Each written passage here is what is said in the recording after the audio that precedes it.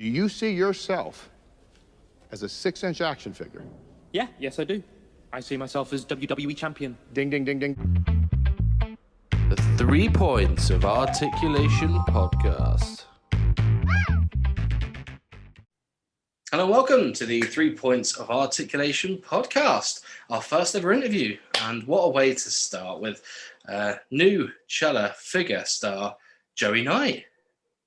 Ta-da! I'm the first. I like it. It's yes. The debut, the pilot, so to speak. The debut. I love it. If we don't do any more, it's your fault. That's the way to look at it. If it fails, it's on me. It's on you. It won't fail. We'll make this work. We'll make it work. Make it work. And Joey is based in the UK at the moment, aren't you? So for the moment, yeah. For now, we'll see how it goes. Your I usually dip in and out of from the States to the UK because I have like a good base of like wrestling here. I do a lot of wrestling here. So sometimes I'll pop in for a couple months and pop out. So we'll see how long it lasts this time, but I'm here at the moment. Yeah. They say that a pop in and a pop out of the UK is more than enough. I think you've don't want to spoil us too much. So yeah, accolades for Joey. You're a 26-year veteran. First of all, you couldn't tell. 1995 you started, which is make you feel old. I was 5 years old when you started, Joey. So there you go. God, don't say that. Oh my God. Where did it all start for you? First of all, where did you get into wrestling? It was a cool journey. So like since I was maybe 6 or something, I was like a crazy Hulkamaniac. Then my brother and soon to be in the future tag team partner, Patrick, was all about Roddy Piper. So we would just beat the hell out of each other in the living room in Canada, like nonstop, all day, every day, break every couch. We never bought new furniture because my parents knew we were just going to body slam each other through it anyway. So at a young age, we like saw our first spark of wrestling and we're like, ooh, we want this. We want to do that. And then I think the kicker was we went to a live event. Like we lived in Niagara Falls, Canada, and they're doing a live event in Buffalo, New York. And like I said, I was 6, 7 years old, something really, really like young. And we went over there and I remember it was Hulk Hogan versus King Kong Bundy, but this was like old school to make myself feel even older. This was like, there's no guardrails or anything. It was actually like just school benches, like big, long wooden benches to keep the crowd from the wrestlers. And I remember Hogan picking up Bundy and slamming him through that and it broke the actual wooden table, and then I was like, oh, that's cool. This is the best thing ever. Yeah. I want to do this forever. Yeah. And then it slowly evolved into like the Bret Hart and the Shawn Michaels, and I wanted to be Shawn Michaels like all through school. I was like, oh my God, Shawn Michaels, yeah. And eventually, so Patrick, my brother and tag team partner, he's 2.5 years older than me. I was still in high school. He graduated and he moved on to the real world and he got 2 jobs. He's living in Toronto. All our lives, we said we want to be wrestlers when we grow up. We want to be wrestlers when we grow up, all through being kids and everything. He had 2 jobs. He's holding down in Toronto, and he came home for a weekend one day, and he said, Joey, the real world absolutely sucks. He's like, let's just go be wrestlers. And I said, that sounds good to me. So I graduated high school when I was 17, and once we were done, like as I graduated, we found a directory because it was really hard, like back then, like again, to date myself, to find a wrestling school back then was insane. So us being young, naive guys were like, well, the Hearts, because they always showed the Hearts. Like back then, it was when the Survivor Series had Bruce and Smith and all the Hart family with Bret Hart wrestling Jerry Lawler, and we had matches in the dungeon, everything but the dungeon and the Hearts and everything. So when the time came to do it, it was like, well, that's the place people train. We've got to do it. So we found a directory for the Calgary phone book, and we looked up every Stuart Hart. We just literally picked up the phone and called every Stuart Hart. It's like, hi, are you the wrestling Stu Hart? They're like, no, okay. Hi, are you the wrestling Stu Hart? And then once they were like, hello. It's like, oh, that sounds that's the guy. Yeah. It's like, are you Stuart? Because it said Stuart. It says Stuart Hart. He's like, hey, this is Stu. Yeah, you got Stu. And then literally we said, my brother and I would like to be pro wrestlers. Is there a way you guys can help us out? And he said, yeah, if you want to come down there, you've got a place to train.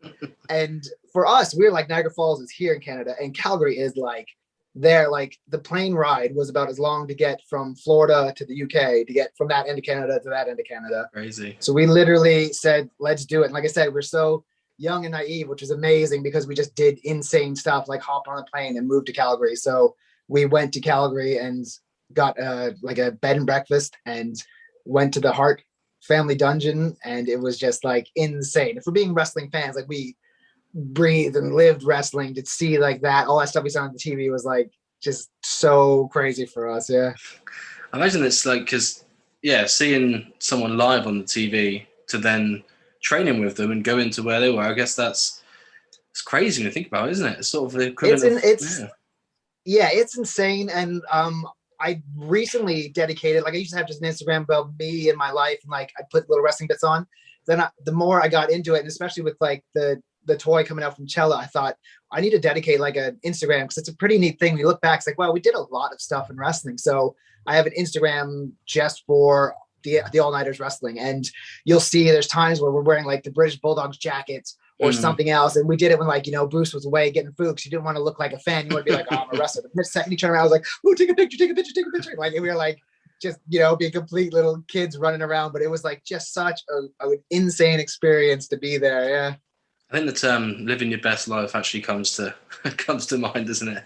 Because that is the dream. That's it. Like that's been my like goal in life, is to live your best life. Like I've managed to do little bits of absolutely everything that I want, like everything. Even like I'm fanatic about Batman, like insanely crazy about Batman, and I have forced my way into Batman movies. So I'm an extra in The Dark Knight, The Dark Knight Rises, Justice League. So, but I mean, it's just like you find a way to do it, and that's it. So like I said, I'm not a superstar or anything, but I've touched little things that I really, really want to do in my life, and it's neat. But you can force yourself in there. If fate doesn't want you to be there, you can force yourself in. Yeah. It's literally, when I was looking, after when we started having a conversation originally, also looked into a bit of your past, and it's bucket list after bucket list after bucket list, isn't it? It's crazy when you look at what you guys did, because obviously when you started off wrestling, you then get into a tag team partner with your brother. You start then working the local circuits. What was the experience having your first match, your first few bouts? It was eye-opening. So we did the training in Calgary, and it was grueling. Like the first time I like puked from exercise was Calgary. So they had a treadmill, but it wasn't motored. It was a free running treadmill, just a belt on wheels. And Bruce would sit there with a belt. And if he thought you're slowing down, boom, he cracked it with the belt. So, and we were dedicated. We were like all about this. We were like, yes, sir. Yes, sir. Yes, sir. So we were just, I remember running, and the belt went crack, and I was just running. There's okay, you did good. It's like thumbs up, went over to the steps, just barfed my guts out. I was like, wow, that was new. And we did get, like, Stu was still there, and Owen was around, and British Bulldog was around, Brett was around. So they were actually like there popping in and out when we were training. And me and my brother Patrick did get a good stretching from Stu. He didn't beat us as bad as the other guys. Like he didn't they had a soft spot for us, so they didn't torture us, but I did get stretched out. It was pretty awesome.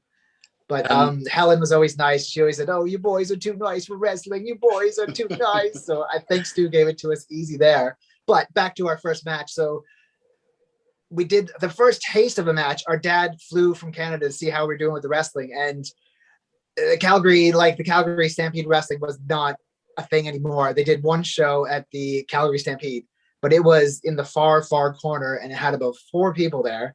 And the ring kept falling apart while we were wrestling. So you'd be wrestling, and your feet would fall through the ring, and then you'd go under, you pop the boards back up, and you go do it again. And my dad was like, oh, cool. Okay. This is what you want to do with your life. So it wasn't that impressive. And then we traveled to Wisconsin there's a guy named Matt Kanagi who wrestled as Matt Sharp. He lived in Wisconsin. We became good buddies with him during our training. We actually had him live with us. We're still friends to this day. And he had a promotion, Badger State Wrestling. And he said, let's do this tag team match with me and my brother as the All-Nighters versus him as Matt Sharp with this veteran guy. He was wrestling as like the Black Ninja or something like that. And it was just such an eye-opening experience because we're from the dungeon. So we're like, oh, we've got to be tough guys. We've got to be like cool, tough guys. Oh, it's going to be good. And at this ballpark with 10 people, and the most noise came out of like 2 dogs in the crowd. No, just everybody just sat there staring at us. They had somebody playing a piano. They had a keyboard. They didn't have like music. They had somebody playing do do do do do do, like playing it. And everyone just absolutely hated us because they said, "Oh, from Canada," and it was in America on 4th of July, so they said, "Oh, foreigners, boo!" And we're supposed to be the good guys, so we're like, "Hooray!" And it was like, "Boo!" no, And we're like, "Oh!"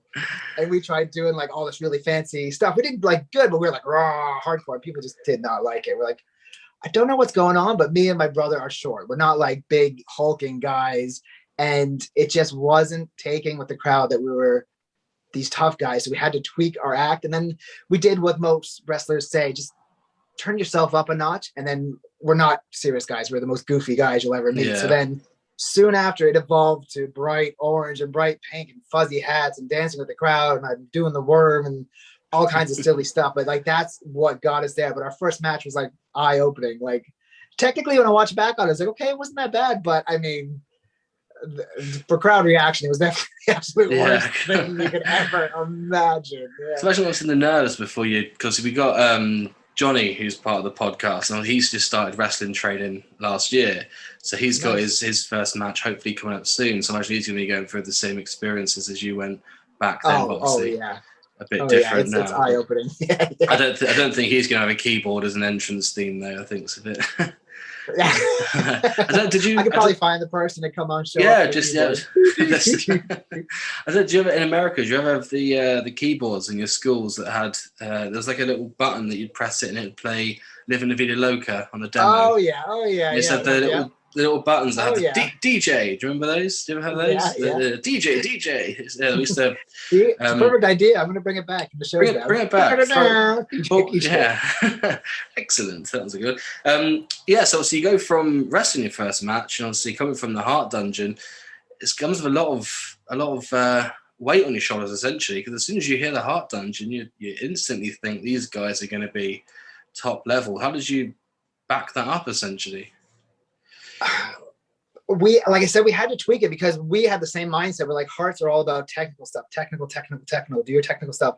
And we would do it, but nobody would care because, like I said, we're short, we're not jacked up monsters, and people didn't care to see that. So two guys pretending to be like, rah, people were like, nah, we're good. And we could do all this stuff. So we had to have a talk to each other. Me and Patrick were like, this isn't flying. Like, we can do this technical stuff, but it's not working, is it? And then he, like, one day we decided we're just going to goof off and have the most fun we can have out there while still putting on like a decent match, putting on a good show. And then that's where it like clicked, and we decided we're just going to do goofy stuff. And there was those shows that are 10 people, 12 people. We're like, nobody's going to get too mad at us if we goof off or if we screw this up because there's 10 people out there. It's not a big deal. And then we did it. And those 10 people were like really like, woohoo, like really into it. And people were like, that's great. You guys keep doing whatever you do. That's amazing. Keep going. And that slowly worked for us. But every time we went to a promotion, we'd say, hey, we're the all-nighters. The promoter's like, okay. Because like I said, we're not these hulking monsters. And the promoter's like, huh. And then at the end of the show, not to like toot our own home, but at the end of the show, he's like, oh, you guys are great. You got to come back for the next show. Because we know how to connect to the crowd in some way. So the crowd can see us in them somehow because we're just having fun and stuff like that. And then when you actually pull off some cool moves too, it all comes together. So I think, obviously, you remember this must have been coming towards the late 90s now.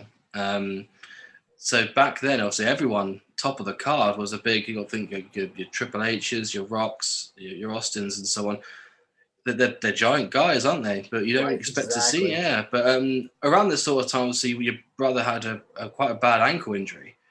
Yeah. Oh, yeah. It was second or third match. He got backdropped up in the air and his feet actually hit the ropes. And when he hit the ropes, he snapped his ankle and he was out of commission, has plates in his leg and everything. He was out of commission for close to a year. So we just started getting these matches, getting really good, getting right into it. And then just like that, boom, broken leg, sideline for, good part of a year. Insane, yeah. What was going through your head? Because at the time you were a tag team. One of you goes down. Well, that was it. I put my career on hold too with him, like, because we were a tag team and that's what I knew. So I'm like, I'm not going to start doing the single stuff now because we did this together. Like from day one, was tag team. So that was it. I was shelved too. But the thing is, what we did, we made connections with promotions. So in that time where he was sidelined, we got on the internet and we started emailing people and seeing, who's running shows here, who's running shows there, which is good because we didn't have that time when we first went, because we bounced all over the place. We were in Calgary, then we went to Wisconsin out of nowhere, then we went to back home to Niagara Falls, but we didn't really know who was running shows there. Like, so it was a good time to put out feelers and figure out who's who. And in that time, we made connections with England, and there's a huge new, like, they were trying to revamp British wrestling. It was called UWA. And that was one of those things when he's sitting there with a broken leg, he did the work, and he emailed them, he's like, hey, we're these guys from Canada. And then we got on TV from there. So really soon, once he got back in action, we were going overseas, doing, shows in England for big audiences. It's really cool. And then we made some good friends, and those friends got in touch with us. So we'd wrestle in England, they wrestle, we just connected, and we kept booking each other in different places. So it was really good. And so like that broken ankle in a way actually did pay off, because we didn't just sit there and eat Doritos. We actually put some work into it, but we had a lot of Doritos, don't get me wrong. We also were emailing people with our cheesy fingers. I think we've definitely been on more with the Doritos side of things. So I think, obviously the advanced booking, that's such an important mindset to have, isn't it? Because you got to think, if you just sat there on your laurels essentially and did nothing, you wouldn't be where you are today. Or you wouldn't have we would be in the same spot. We don't know who's doing what, and we don't have any connections. It's all about connections. The same thing as being in a band or something else. You do these really small shows in front of nobody. You make connections. You figure out, somebody says, oh, hey, this guy's running a show, that guy's running a show. The best part about wrestling in like Ontario and Canada is it was such a close-knit group of people. So like friendly, so nice. Everybody was a family. Nobody was backstabbing or anything like that. So if you got on one show, there was 10 guys saying, oh, you got to do this show, you got to do this show. Oh, come with me to do this and that, which is amazing. So when we got further on, closer to, the higher points of wrestling, it got a lot less friendly. But I mean, in those indie days, especially in Canada, just absolute like legendary wrestlers now, the Sean Spears, the Eric Youngs, all those guys, they were the nicest people, and they still are, but they were like, everyone was just hooking each other up and getting people shows everywhere, which is just awesome. Real nice brotherhood. You sort of come together, didn't you? I think if you're all grasping for that essential, the brass ring, aren't you? You've got to try and we should have a little layup, which is good. Did at any point during the ankle injury, or during, even when you said earlier you're throwing up, did quitting ever come to mind, or was it literally, this is what I want to do, this is my mindset, I want to? Not at that point. Like I said, we had the beauty of just being a little bit ignorant and a little like young and ignorant, and it was just great. And I saw that with some people when we were in OVW too, these people that just said, I am going to do this and I do not care. One of them was Santino Marella, Boogeyman. Like they just like, me and my brother's like, look at how brash they are. They are just literally like, they walk up like, and he's like, I want to get booked on Boogeyman. Like I said, he's like, I want to get booked on the best. I'm like, yeah, but you're not. Like me and my brother be like, but he's not. But he had it in his mind that he was great, and he talked like he was great. And he is the one with tons of action figures. He's been in WWE. Santino Marella is like, he was working for WWE for years. He's an amazing guy, but he was just like, yeah, I'm going to do this, I'm going to do that. And he just spoke as if he's already done it. And I'm like, wow, that's cool. Because me and my brother are that like brave, but never at any point do we say, we're over this. Throwing this out. Yeah. So I think if you've got a mindset that you want with everything that you had on your bucket list, essentially, which during the start, I imagine you probably thought, I want to work for WWE, I want to be at the Heart Dungeon, I want to be in movies. You're ticking these boxes as you're going along. That's going to be an inspiration then to move on to the next, which what will come to. Yeah, OVW, WWE, you're there for a couple of years, sporadic appearances. How was that? Essentially, as we said earlier, living the actual dream. Yeah. And to touch back on what you were saying, like it always clicked with me where I've had so many friends. It's like, oh, once I hit 30, I'm going to retire. You know what? Once I hit 32, I'm going to retire. And they do. And I thought, why on earth would you do that? Why would you know the end of the story? If you quit, you know the end of the story. It's done. This is how it ends. If you just don't stop, you don't have any idea what's going to come your way. And that's exactly like me. It's like, I'm not going to stop until maybe my body tells me to. We'll see. But, and like the main thing I've always wanted is what's, we'll talk about later, is that action figure. That's the one thing is like, I can't quit till that happens. I cannot quit till that happens. And I've never understood that mentality where people are like, oh, you know what? I got married, so I'm going to quit. I'm 30 years old, I'm going to quit. It's like, but why is that the reason to quit? Just keep going, because you never know how it ends. If you quit, you know the end of the story, and it's not fun. It's No. a spoiler. But OVW came around. So my brother and I were in Canada, popping back and forth to the UK and wrestling. We started working over in the States for a place called USWF, United States Wrestling Federation, where like Gene Snitsky got his start and guys like that. And it was really good. Like they did really good shows. And they asked us if we wanted to help train some wrestlers. And they had a YMCA in Binghamton, New York, which is 45-minute drive across the border for me and Patrick. So we thought, why not? We'll make a couple bucks. We'll do some extra money. And some of the first trainees, there was a couple people, a guy named Kevin Grace who wrestled, and then he brought his friend, and his friend ended up being Beth Phoenix. So we taught her how to wrestle. We're the first ones to teach her how to wrestle. And usually with the girls, like, oh, they don't want to take bumps, they don't want to do this, they don't do that. But she was like, from the get-go, she was boom, doing everything. And me and my brother were like, okay, yeah, she wants this, she's got this. She's hardcore. And exactly. And then eventually started dating Beth, got married to Beth. She went to Tough Enough 3, actually, the third Tough Enough. So we had to audition for that. She popped back and forth to WWE tryouts and stuff, and said, you're not what we want. She went to Tough Enough 3, and they sent her home because she had a heart condition that she didn't know about. So they thought she was on drugs or something. They're like, are you on drugs? She's like, what are you talking about? You said your heartbeat is some insane thing. So that was one of those things where we thought she thought her career was over with. Then she worked at getting that resolved. So she got the heart thing cleared so she could actually do stuff.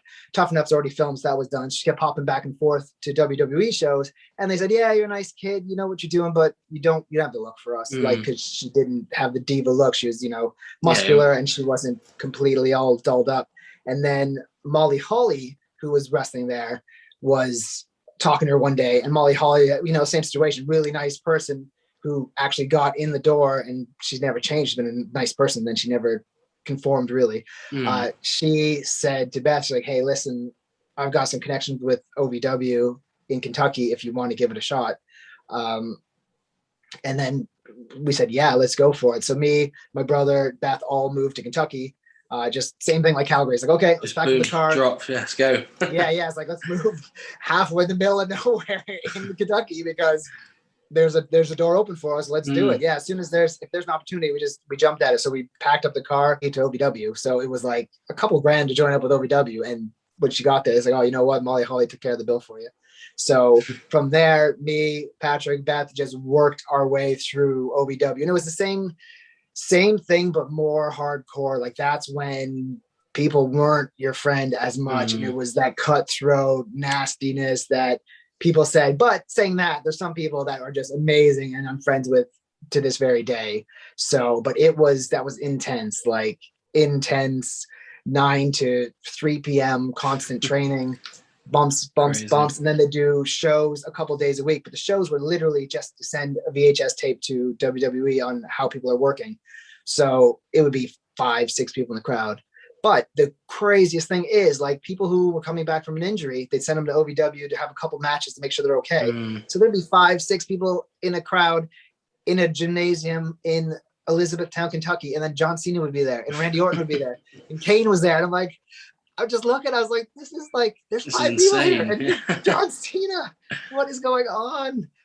That was intense every single day, hours and hours and hours of wrestling. Like I said, way, way more cutthroat because there's a lot riding on this. Like you know what I mean? You can that is the make or break. Yeah. Exactly, so it was the new lesson in like the nasty side of the business. But I mean, it still didn't break us either again. And that was one of those things where that was the closest to being like, because all 3 of us would be like, because it's hard and it's somewhat nasty and stuff. I'm like, but it still didn't break us, so we're all right. Yeah. No, I mean, it's just insane. Like again, like I said, it's one of those things where me and Patrick would look at each other and be like, what is going on? Or like we'd be backstage at WWE and we'd just look at each other and be like, this is insane. Yeah, I know we muttered this to each other as kids, but this is like, we're here. And just some really crazy stuff like that, which is just awesome. Yeah. Like you said, bucket list stuff. Yeah, it's the same. It was the same thing happened with Beth as it happened with Patrick. She got injured. Yeah.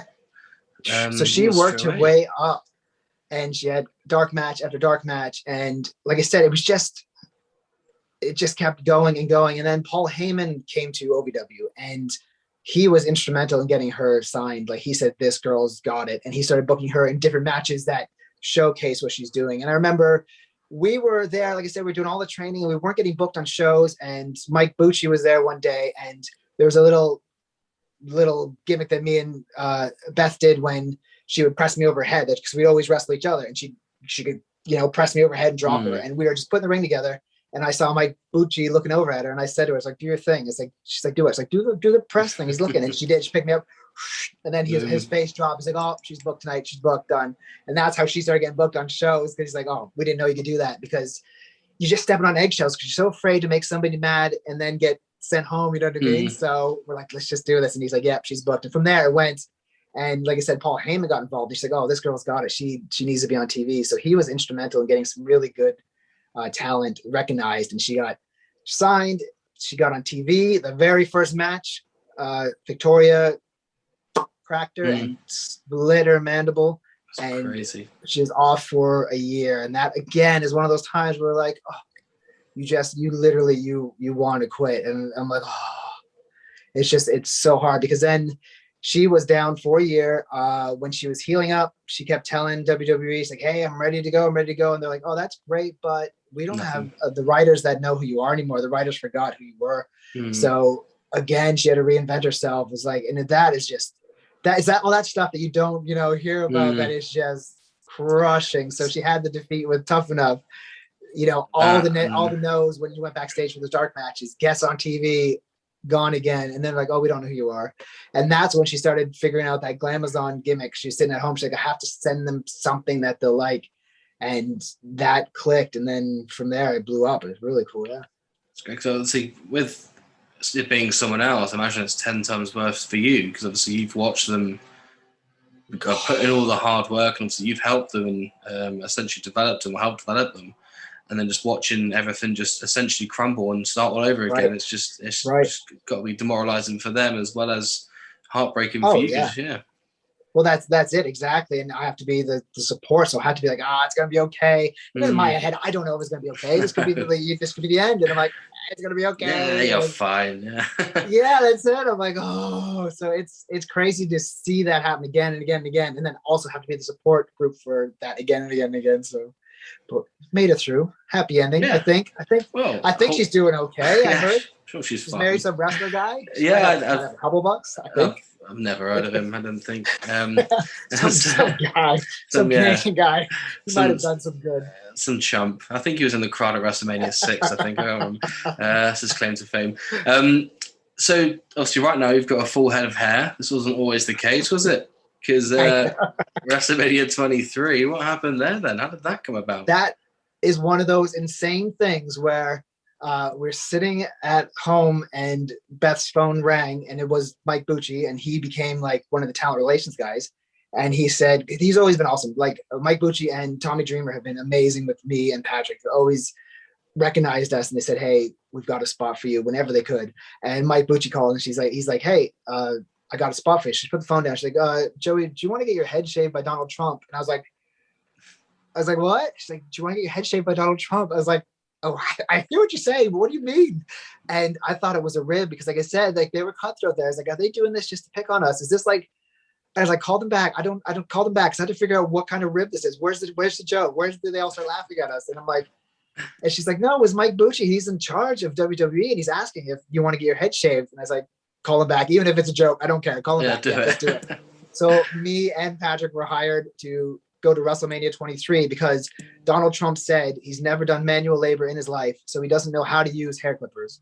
So when the time comes to clip McMahon's hair, he wants to know that he knows how to use them, because he's so good and he's so rich that he's never had to do anything like that before. So me and my brother, only I got my head shaved, but we both got hired, we both got sent there, and it was the most surreal experience like in my life. Those are one of those things where I'm like, what is going on? I was sitting in Trump's dressing room. He had all leather chairs and leather sofas in his dressing room.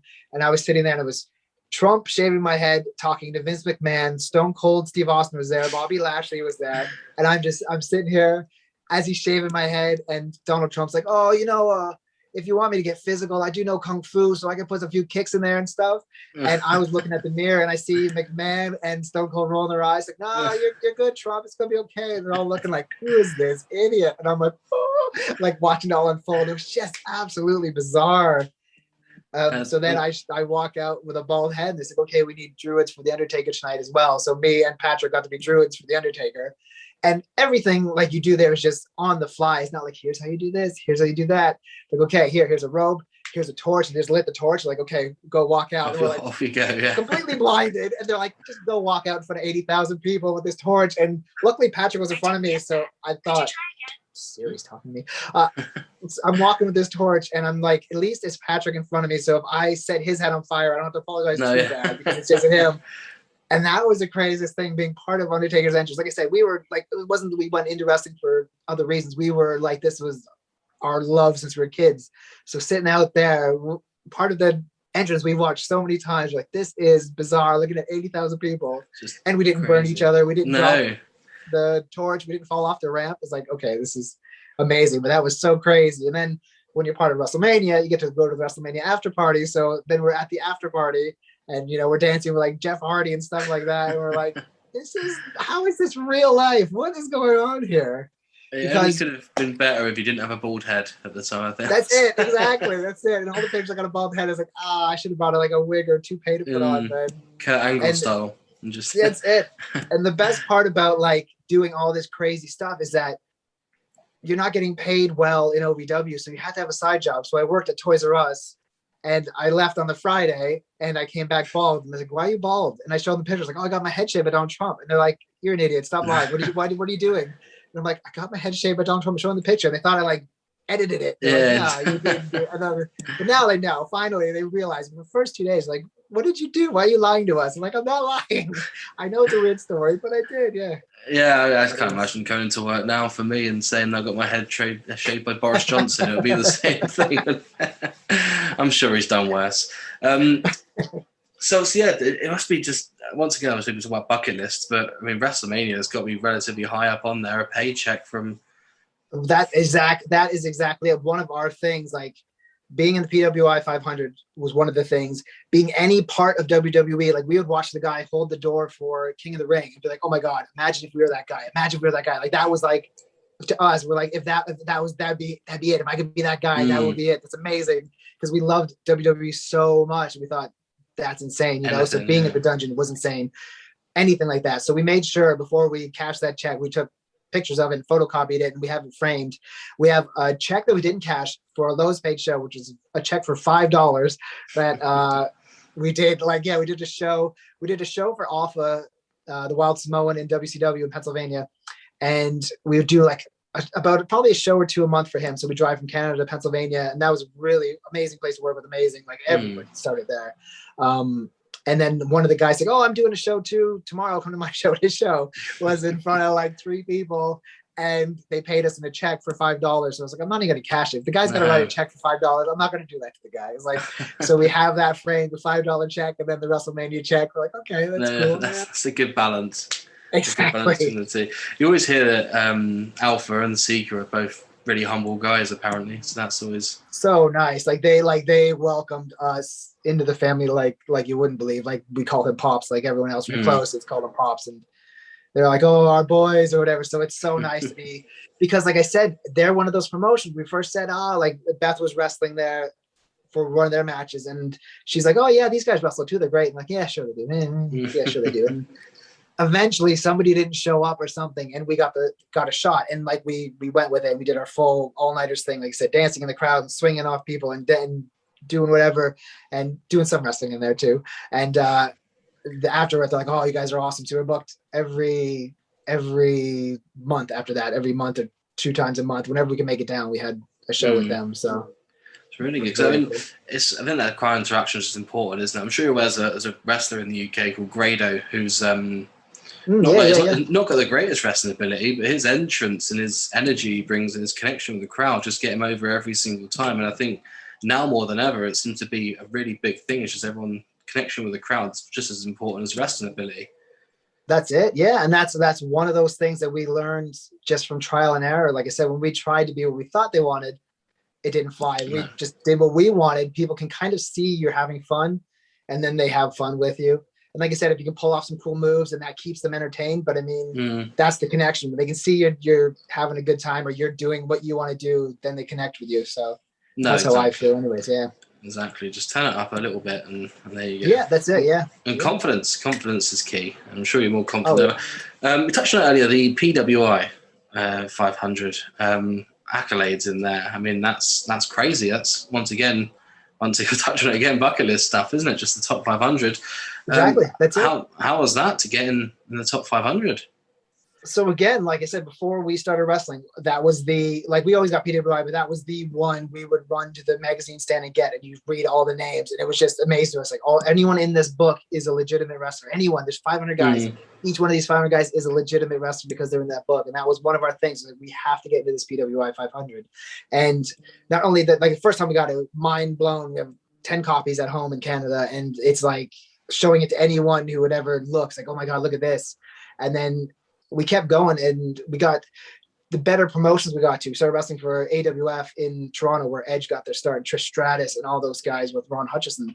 And when we got in there, it got us more recognized in that area, and that's like PWI is covering it. So then a couple years in a row, we got it. And there's 1 year where we're even the picture. So it's me there, and it's Patrick there, and he was a couple spots ahead of me, but they probably messed something up. But it actually worked out, we're there, and that was the one. Like, out of like anyone is like just insane. Even when we got into the results at the very back of the Wrestler magazine, it would show results from somewhere. Like, oh my God, that's my name in a wrestling magazine. But name, picture, write up is just, that's like mind blowing. Like you said, that is one of the top things that have happened to you, and that happened a couple of times. It's just so cool.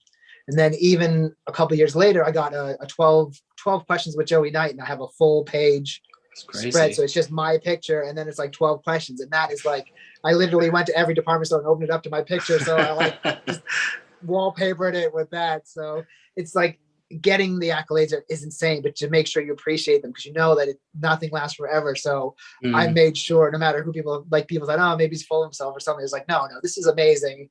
I got to appreciate this, because you don't know what happens tomorrow. So yeah, I just made the most of it. Exactly. What's that? Bad things always happen in threes, isn't it? So you've got Beth, your brother, and hopefully not you next on the list. Hopefully not me. I got a couple concussions, and that's like, that's enough. Yeah. Yeah, that's certainly enough. But most of them were given to me by my brother, so it's okay. Oh, that's fine then. Or Beth for the Gorilla Press Slam. So.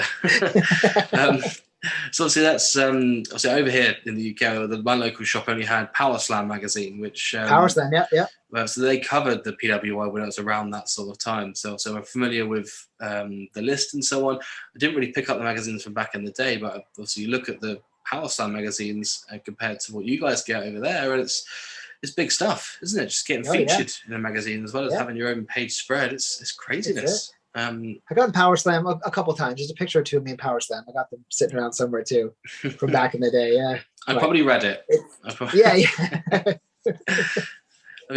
So movie roles. So the transition from wrestling into sort of smaller parts in films.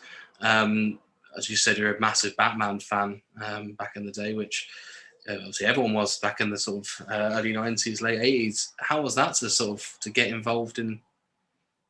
We used the same mentality as wrestling to get into movies, because if I wasn't a wrestler, I'd try to be a movie star for sure. That's what I'd always say. It's like, if I didn't do wrestling, I would do movies. And we saw they were filming Dukes of Hazzard. We lived in Kentucky.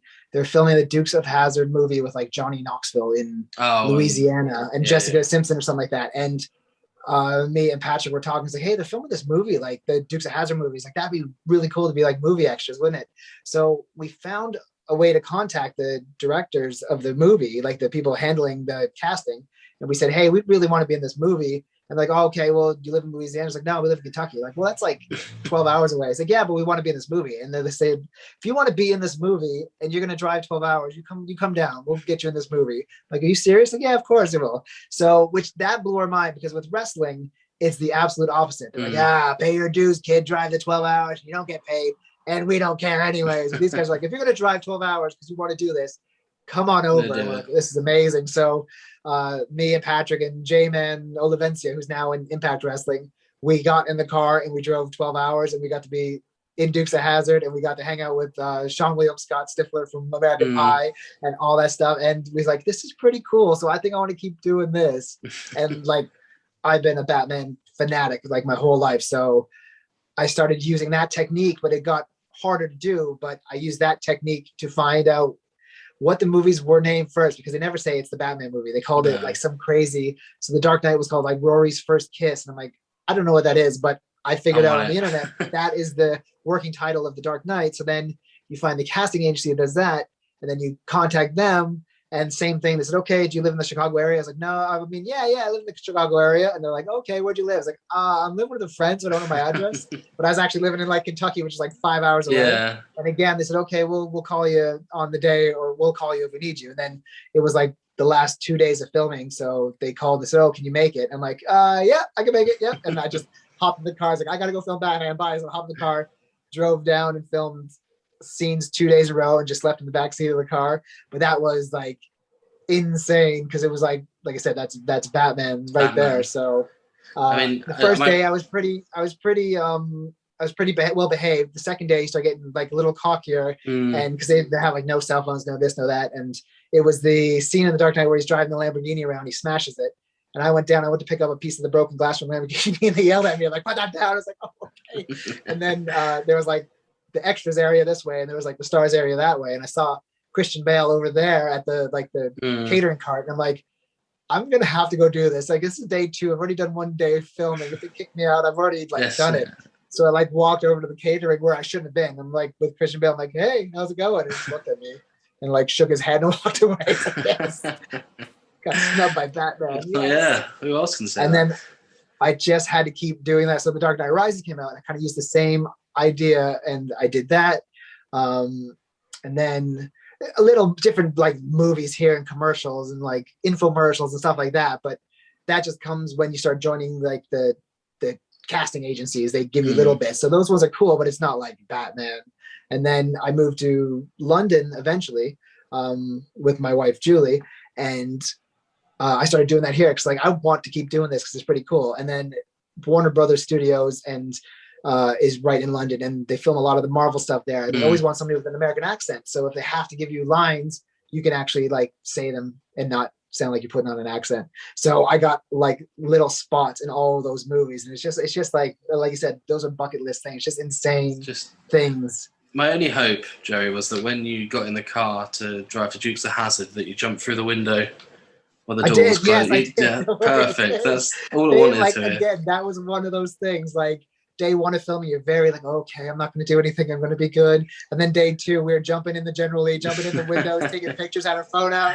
It's like, well, they get rid of you, you know. Yeah, why not? Yeah, you always behave the first day, and the second day you just go nuts. Because then when in Rome. Yeah, exactly. Yeah, exactly. Because that would have been, what, Dukes of Hazzard was 2003-ish, it's like wasn't 2000, it? 2005, I think it was. Yeah, coming around that sort. Because I remember the boots were made for walking. Jessica Simpson released. Yeah, I remember the film quite well. I think I had it on pirated video. If there's any police watching, apology.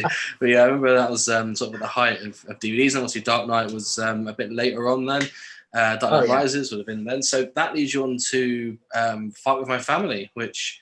and Justice League. I did Justice League before. There we go. Oh, God. And in the Snyder Cut, you can see me. I had to wait to get into the Snyder Cut because I was filmed like the Flash scenes where he's running around saving Iris West. I was there. I did a ton of I did days and days and days of stuff, and it was the same lot at the Warner Brothers Studios. So 1 week it'd be Gotham City, and then the next week you show up and they'd completely repaint it and redecorate it, and it would be Central City, and then it could be completely repainted and it would be Metropolis. So I was there. And I was like, this is cool. You can see the different stages of stuff there, and that was like Gal Gadot and like Ezra Miller and all those guys were there, and it was like that was crazy. And it was like they were just there, you know, with us. So like during takes, I'm sitting there with the Flash chat and stuff. Like this is insane for me. Crazy. This is like crazy life. Like same thing. Day 1, I behaved. Day 2, I took out my phone. I was taking pictures. Does that tarnish anything to do with film? If you watch a film now, if you watch Justice League now, do you go take now that I know what's going on, or do you enjoy it more? No. It's so cool because everything doesn't look or sound that amazing when you're watching it, and when you see it on there, it's like, how is that happening? Because people be like, "Hey, how's it going? Oh, look over there." But then on the movies, oh, and like everything's different because they sit there and tweak it. So it makes you think anyone can be an actor. Not to be mean to the actors, but they just kind of like spit out the lines, and then when you watch it, like that looks so much better than when I was there. So it's like far more impressive. It doesn't take away. It's like, how is that the same thing I was involved in? Yeah, you could have been an A-lister. You're probably about 5 inches taller than Tom Cruise, so I think you might have been all right. Yes. That's a win for you. Yeah, so now at least the fighting with the family. Yeah, now at least the fighting with the family, and line with Vince Vaughn, which quite a famous line, which we'll touch on in a second. But when I first watched it, because obviously it's part of your Twitter profile at the top of it, it's the first thing you click on, and a very good British accent that you put on for that as well. I was like, is this guy that English? I didn't realize happened until I watched it in the theaters. I'm like, whose voice is that? But I can get into that story. Yeah, it's impressive. Was it your accent or what was? Not at all. So with fighting with my family, I knew, again, I was living in London. I knew that there was auditions because I saw something posted there was auditions happening. So I wrestle for the Knights, the family that it's actually about. So I emailed them. I was like, hey, do you know where these auditions are? And they didn't respond. But then I emailed the different guy, Sparks Williams, who wrestled for them. It's like, hey, do you know where they are? And he's like, yes, which is awesome. Like, again, it's that wrestlers helping wrestlers out, is amazing. And Sparks Williams like, yes, mate, here's the address. Go do it. Go knock them dead. So he knew what was going on. He wasn't even auditioning. He just sent me this stuff and said, go for it. Because he's in the movie as a referee. So he happened to know. And I went there and I showed up when they did the open auditions, and there's a big wrestling ring showed like in the middle of this town hall, and you had to do a bunch of different spots and different wrestling things. And then they had you cut a promo. So it was Stephen Merchant, the director of it, the gigantic 6'7".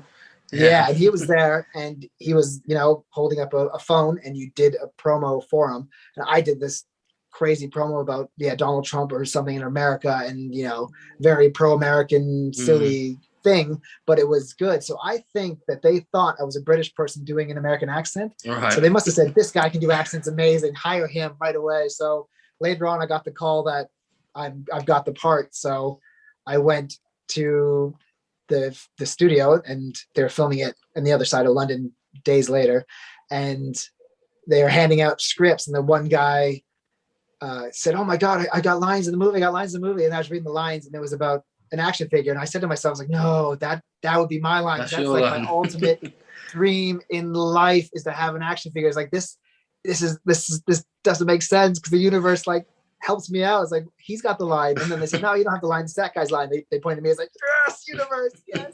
So they're like, no, you don't have the line. It's this guy. And it was me. So one day was just us doing spots over and over and over again, like the wrestling bit, the montage of wrestling. So we had a couple wrestling moves, and we did that for 12 hours straight, just again and again and again, because they keep changing the cameras around and just do the same thing over and over. We were exhausted after that day.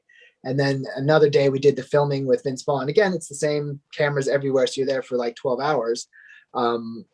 But every time, like, we had the lines of Vince Vaughn, every time I delivered the line, somebody came over to me and they tapped me on the shoulder like, where are you from? And I was like, I'm from Canada. And they're like, oh, okay, we can hear a bit of a Canadian accent there. I was like, because I'm from Canada. Like, nobody ever said put on a British accent.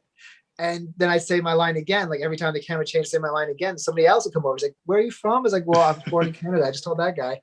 Like, we can kind of hear a Canadian accent. Like, I'm Canadian. Canadian, like, don't worry about it. And they kept saying, like, don't worry about it. And Stephen Merchant was actually behind the camera too. So like 3 or 4 times, somebody else, and they're like, yeah, don't worry about it.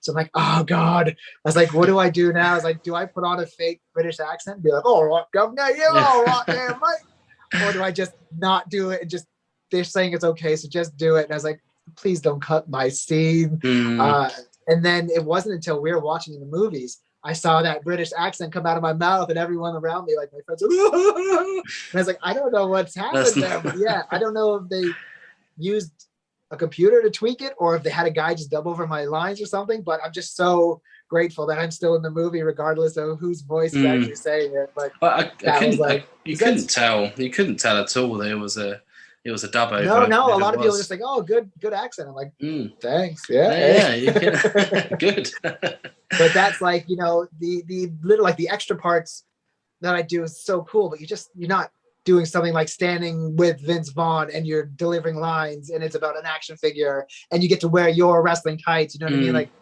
so I was like life entertaining artist. Like, wow, I've had so many WWE tryouts that I didn't make. Now I'm in a movie doing a WWE tryout that I'm not going to make a cut for. It's like, this is insane. Yeah. I mean, the big question is though, are you ready to have a 4.5-inch action figure made? I am so ready. So ready. So ready. So like we went down the line, like I said, the bucket list stuff, any part in WWE, and I've had a lot of little different parts. WrestleMania paycheck was like one of those things. Like, we'll probably never get that, but got a WrestleMania paycheck. PWI, but the one thing always, like when I'm psyching myself up in the mirror forever, I'd say, you are going to have your own action figure. You are going to have your own action figure. I didn't know how because I wasn't making it in WWE anytime soon. I wasn't in AEW. I wasn't like any promotion that had a toy. It's like, you are going to have an action figure. And lo and behold, it's like, it's been a long time, but it is coming. And I'm insanely excited about it. Insanely excited. So when we first found out about the figure, I think you put on one of the Facebook groups, and obviously Johnny. Which one of you guys said that? Which one of you guys said? It was Johnny. Johnny, the budding wrestler, is going to be messaging for advice, I imagine.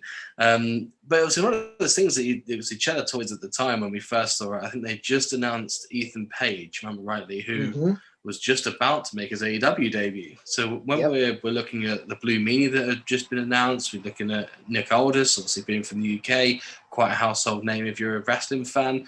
And obviously the Joey Knight gets announced, and we're like, have we missed something? Who's does he been in the UK? So obviously Johnny then's like, oh, who the F is this guy? And then didn't realise that Joey Knight was actually on the Facebook group. Come out and be like, here I am. So yeah, so we had a chat on the podcast. It was announced, we're like, new Chella Toys figure, Joey Knight, and we sort of speculated as to how possibly this deal could have come about. And I thought, oh, you know what, I might have to have a conversation with this guy. Never got round to it, and lo and behold, we started speaking, didn't we? And here we are. So now's the chance. Here we are. It's all like a culmination of everything. So they were just starting off. Like I said, I just came here recently. I'm an action figure nerd, so I'm just looking at toy sites constantly, wrestlingfigs.com. I'm looking at the forums, and I'm like on everything. So I'm just a massive nerd when it comes to action figures. And like I said, it has been my goal since birth to have my own action figure. I don't know how I was going to do it, even to the point where I made my own action figures, like mock-ups, and I sent them off to Thailand to do years ago, but they broke when they were doing the molding process. They got destroyed. And I'm like, oh, well, that was my shot. I was just going to go do it. And I saw Chella Toys, and they were new, like they were brand new. And I'm like, oh, this could be my thing because they're brand new. I recently was in a movie about having my own action figures. Like maybe there could be a thing. And I started contacting them just through their website. And I started, going back and forth with them. And I just said, hey, I'm in this movie about having an action figure. It would be insane if we could break the universe and actually have that happen. And they eventually said, yeah, let's just do it. Let's go for it. So, and they've been like insanely good and insanely like professional. Like they're a new company, but I mean, so cool. And for me, it's the dream because like I said, being a nerd about it, I know how it works. I know they draw the picture and then they can render a 3D image and then they have a prototype and all this stuff. So to see that happening, but it's my face, is just, it's been like a dream. Every day is like a dream. When I get an email from Chella, I'm like, oh my God. Like that is what it was. It was same thing, kind of like when we were talking where the who the F is this guy thing with Chella. I'm like, hey, here's a blurb of all the stuff I actually did. It's not like mainstream that I did all this stuff, but look, it's a bunch of cool stuff. And I happen to be in this movie with Vince Vaughn and The Rock's in this movie and Stephen Merchant. And so that was like, it all mixed together. And they said, yeah, let's go for it, which is insane. And I couldn't be happier. And that's like, it's crazy, every time, like, I was like, I wonder if they're going to stop.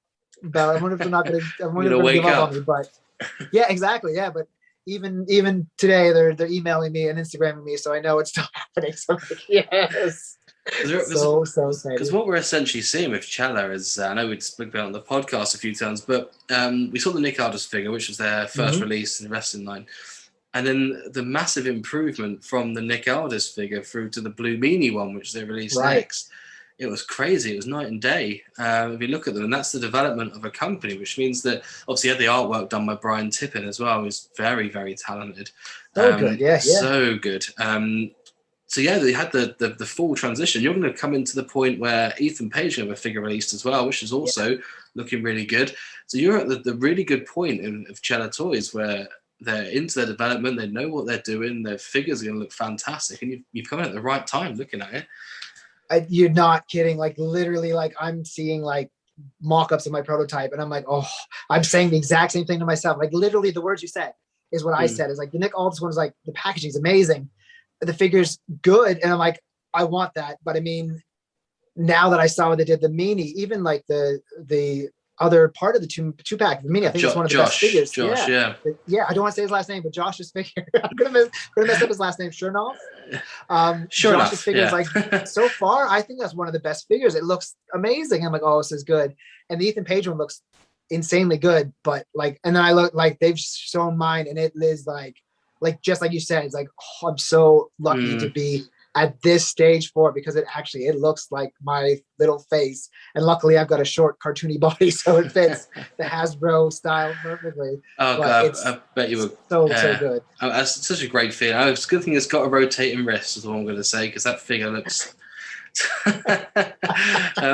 yeah, because it's Bull Nakano is obviously in the series as well, which is insane. The first female action figure for Chella to break grounds like that, and then to come through with yourself, which is, it's just insane when you think about it, isn't it? It's just you're in the line with all these greats.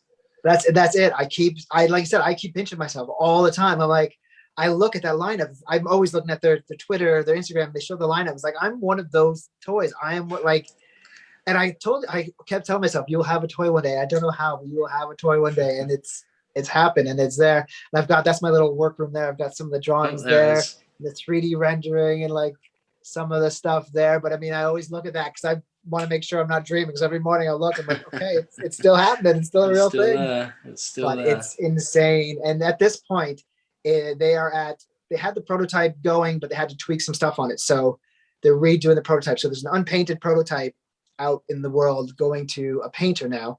The painter's going to paint it up like a prototype.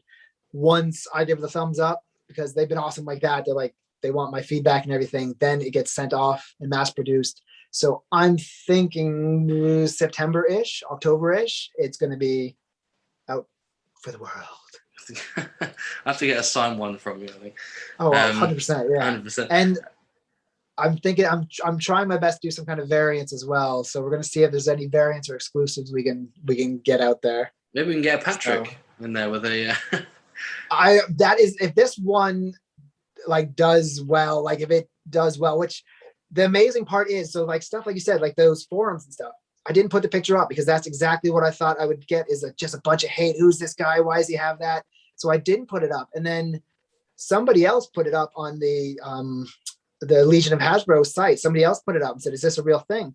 And I got so much positivity from that. I'm like, that is wicked, because I thought I would have to buy them all, and they'd be sitting in here like a bunch of figures. And there's so many people that it's like, no, 100%, because they just support the product. Like with COVID hitting, everybody was sitting inside, and everyone went up to the loft and saw all those old Hasbros and like, oh, this is cool. And they start reminiscing, like, this is really neat.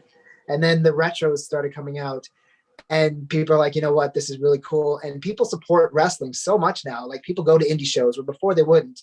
Like when I started, like I said, 5-10 people. When I go to indie shows now, they're full. Like they are, every seat is full, because people are just, which is so amazing, but people just support the product. And I'm finding that with this figure, people are just supporting it, even if they don't know who I am. They're like, you know what, you're trying, you've got a cool toy out, that's awesome. And they actually put the money towards it, which is like, it's just so refreshing.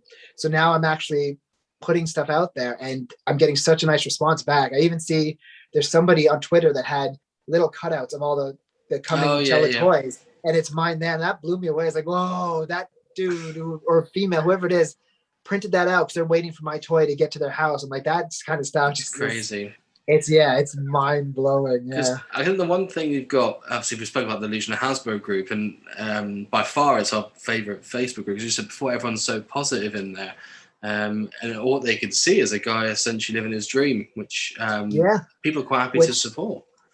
which I think is awesome because we live in like such a day and age where people can just hate so hard on the internet for no reason, especially when somebody is doing something they like, somebody who's not got that going for them decide they're just going to tear it apart. And that's, like I said, the big fear of me even putting anything up.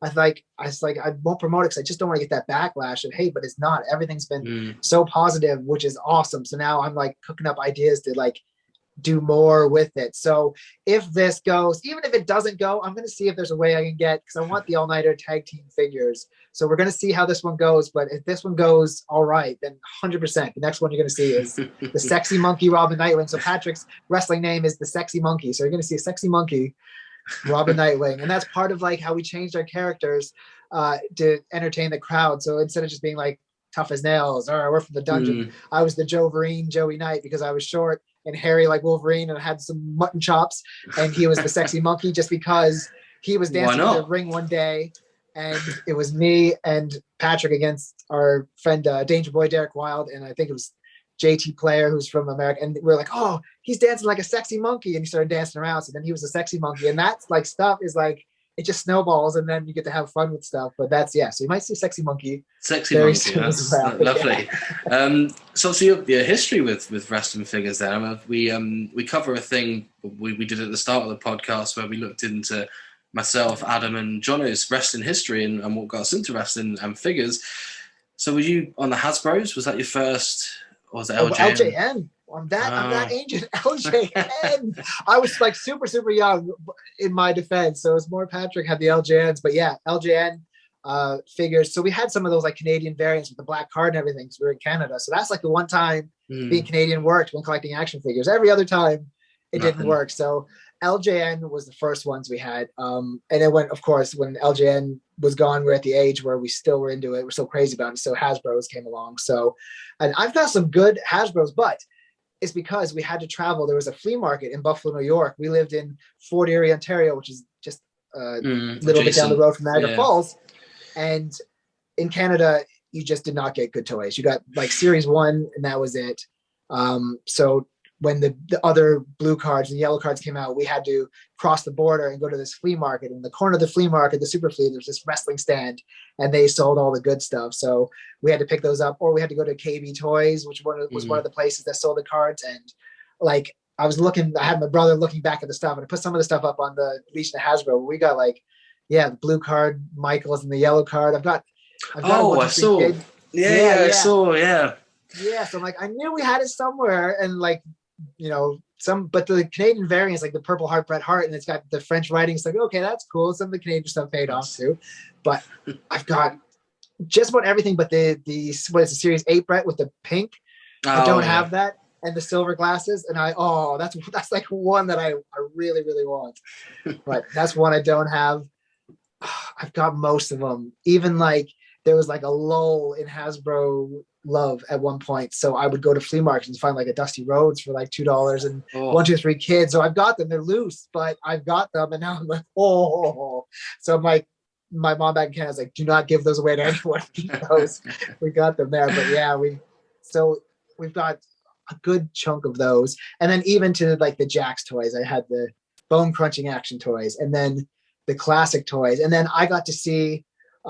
Through Beth, I got to see the figure, come to life. So that kind of stuff was insane, because we had like emails back and forth from Jax Toys. And like, even when she was getting, calls from WWE, I'd look behind me, and the people that were calling her, we had figures up. Like, we had just a room full of action figures, like WWE action figures. Somewhere buried in my Facebook, there was a picture, and it's just like shelves upon shelves of every figure from, like I said, LJ and the Hasbro's, everything. I had like a toy room, which one day I'll have again, but I mean, we had the room at that point, and it's so weird when you're on the phone with somebody whose toy is sitting there staring at you, and like, it's just so surreal and so crazy. But yeah, LJN started, Hasbro, everything up until like, I say the Mattel ones is where I started pittering out, because it's just, there's so many of them, and every one of them so expensive. I've got my own action figures to buy now. I got to pay for a bunch of figures if nobody else does. I have this conversation because I don't know if you've seen Johnny's wall behind him, but it's insane. He's got every... Right, yeah, it's something like that. Exactly. It's something like that. We had just shelves upon shelves of figures. And then, like I said, we saw the talks about Beth getting her figure, and we had the prototype of hers in like a glass case, and it's really cool. But now for me, like I said, endlessly, that is what I wanted. That's the end game. And that's the end game. So now, if my body gives up, I got a wrestling match tomorrow. If my body gives up, we'll be like, we're good. Yeah. I've got my figures. We're all I'm fine. Well, you can add appearing on the 3 Points of Articulation podcast to the bucket list now, because you've ticked that off, haven't you? But yeah, what's next for Joey then? What's another tick? Once you figure so action figure, more wrestling, more movies. What movie should I get into next? Star Wars. I need to be like a short stormtrooper or an alien. Okay, there we go. I said it out loud to the universe. There you Star go. Wars movie. Don't say Ewok. Whatever you do not say Ewok. Yes. You said that. I think I'm more of a Chewbacca than an Ewok.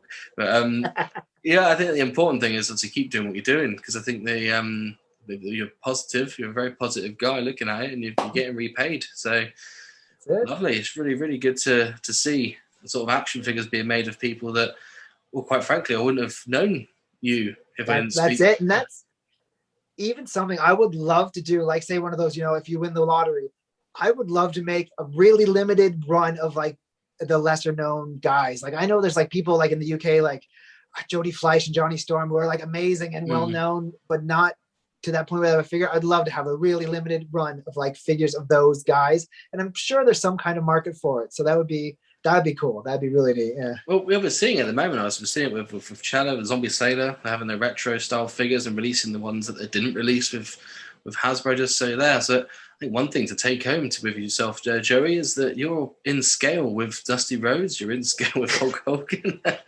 Essentially, with the Hasbros. What more could you want in life? But that is it.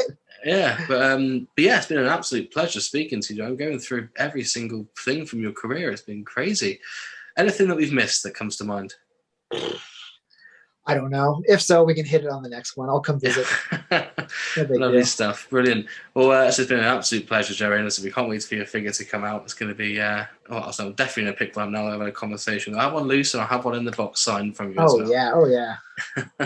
Perfect. But yeah, the important thing is you're ready to have a 4.5-inch action figure made. And that's the key thing for yourself, Joe. But thank you so much for your time.